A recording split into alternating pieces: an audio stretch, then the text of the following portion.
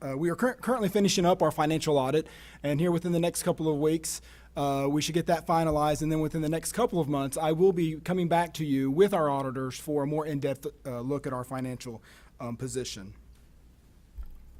So tonight we're going to look at three areas: financial stability, financial outlook, and then some horizon issues we have out there. So this first section, financial stability, will be the part that I sort of will be taking on the road. And I apologize, one of the things I meant to do tonight was have a list of, have some cards over there where you could ask questions that we would get to later.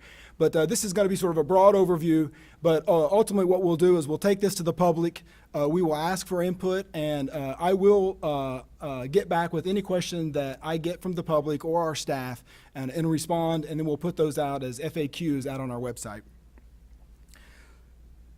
So we'll start with financial stability and our financial cycle. Each year a new budget is created and adopted, continuing the cycle of earning and spending. The financial cycle fuels everything the county does, like spending $75.3 million in education funding for things like textbooks and funding teacher supplemental pay, to spending $63.7 million for public safety activities like fueling our patrol cars and ambulances, to our biggest investment, paying employees' salaries, spending to the tune of nearly $130 million last year. All these activities rely on money being there when it is needed. So how do we know that our finances are healthy? To start, we should look at how well we work within our budget. At the end of last year, spending came in 4.5% under budget. So that was, we spent $299.5 million of a $313.6 million budget. So how does that look over time? For perspective, our spending has come in an average of 3.9% under budget for the past 10 years. This is an indicator of financial health and financial discipline. But what about the future? How do we know we have enough resources moving forward? Buncombe County keeps track of all its regular earnings and spending in the general fund. This is like the county's checking account. Money is constantly flowing in and going out. Last year, revenues came in over $300.5 million. At the same time, we spent $299.5 million. These cash flows are very different at any given time. For example, we had 9,000 deposits last year, but we wrote 68,000 checks. So just like trying to use a straw to drink directly from a spigot, having a reservoir to balance this out is crucial. More than 54% of our revenues are received in just 3 months, and those 3 months are November, December, and January. Any idea what that revenue is? Taxes. Property taxes, that's right. Yeah. So last year we received $160 million in that period of time, which is about 90% of our total tax levy. Compared to revenues, spending is more evenly distributed throughout the year. The difference between the two creates cash flow gaps that must be balanced out. The way to balance that out is by using fund balance. The money that is available on hand and represented by the glass is what we consider our available fund balance.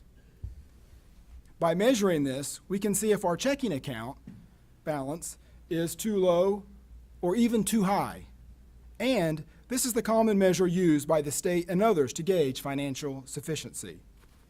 So available fund balance is commonly measured as a percentage. This lets us compare year over year and also with other counties. The ratio is simple. It's just taking available fund balance, dividing it by the total expenditures, which will give us our percentage of available fund balance. The state requires us to have at least 8%. This is about 1 month worth of operating expense. The board's policy is to have at least 15% available fund balance, and this is about 2 months worth of operating cost. This creates a financial buffer or reserve for us. And so not only does the buffer help us to level our cash flow, it's also a safe reserve, because a safe reserve is needed to keep critical services going even during emergencies or downturns in the economy. However, having too much reserve could mean unnecessary taxes being collected. And I've heard it clear from you that that is not what you want. And so maintaining balance is very important. So how has this changed for Buncombe County over time? Buncombe County's available fund balance has been consistently between 17 and 21% since 2006. So how did we do last year? Last year, we increased 1.4% to 18.8%. In total, we have $56 million in available fund balance. And while $56 million may seem like a big number, we have already allocated some of that amount for balancing next year's budget. Each year, Buncombe County uses appropriated fund balance to balance next year's budget, always with the plan to save this amount instead of using it. And so for fiscal year 2018, this year, we appropriated $15.4 million to balance our budget. So how does this measure up with other counties? Buncombe's available fund balance is lower than the average compared to the 10 largest NC counties. So this year we're at 18.8. The average of the top 10 counties is about 25%. Statewide, you'll see a pretty wide spread. Between the 100 counties, you'll see that the lowest is 9%, all the way up to 65%. The spread is much smaller with our peer group, that being counties with populations over 200,000. And where do we fit? Our status, we are the lowest of our peer group, actually. And so these numbers are 2016 numbers because we've just finished it up this year, but we are the lowest, 17%, 17.38%. The highest is 34%, which is Mecklenburg County. We are in good company. Wake County is, I think, 17.7%, so just right above us.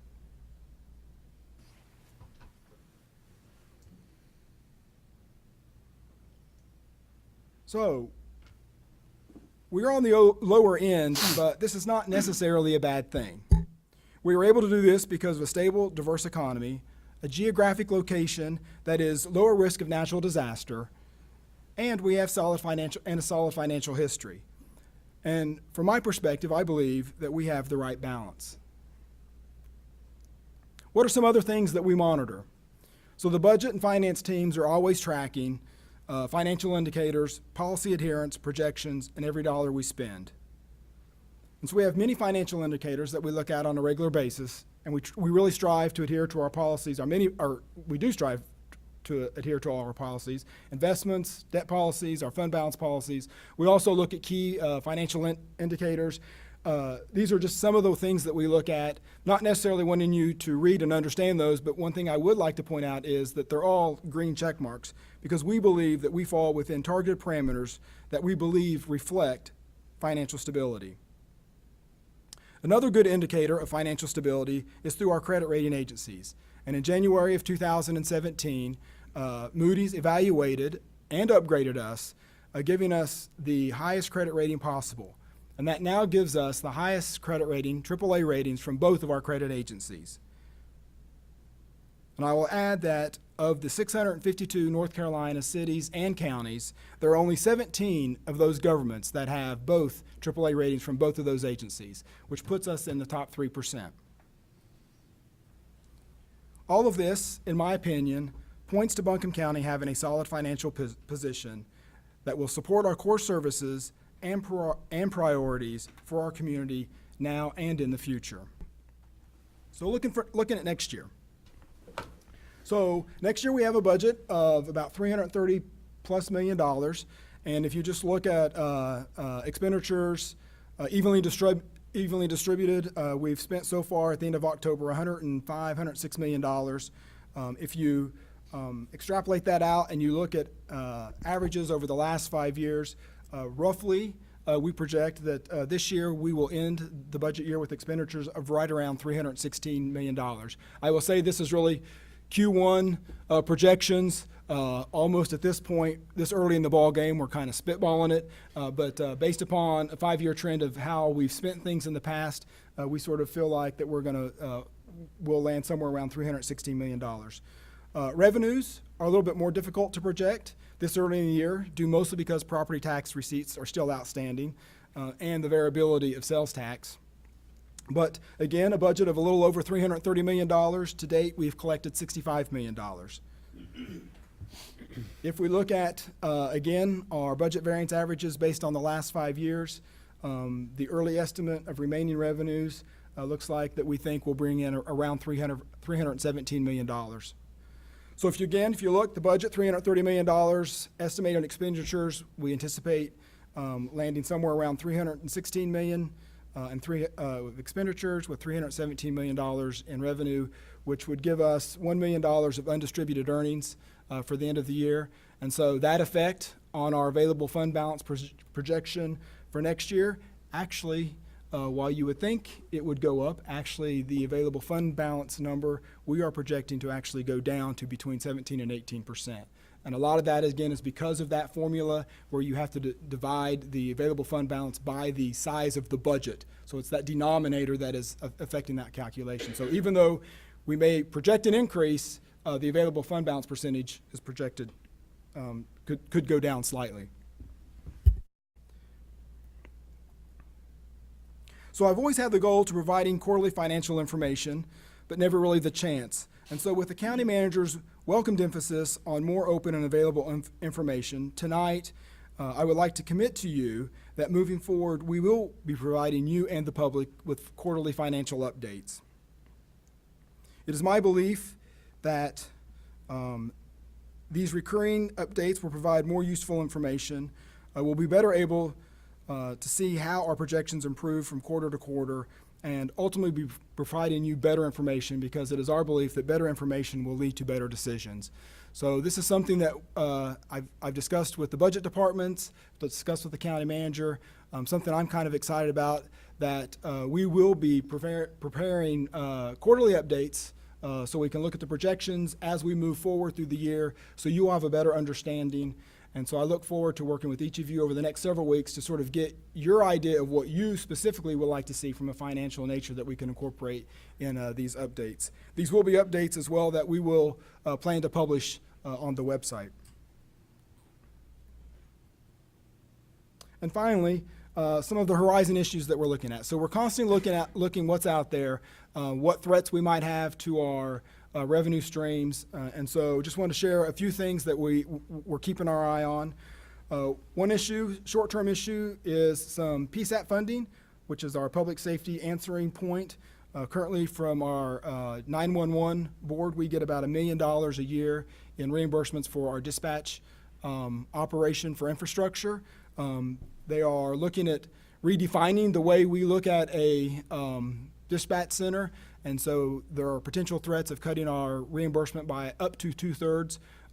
We're not at this point overly concerned about that, but it is something on our horizon that we are wanting to take a look at and just make sure we're monitoring and working hard to take care of that.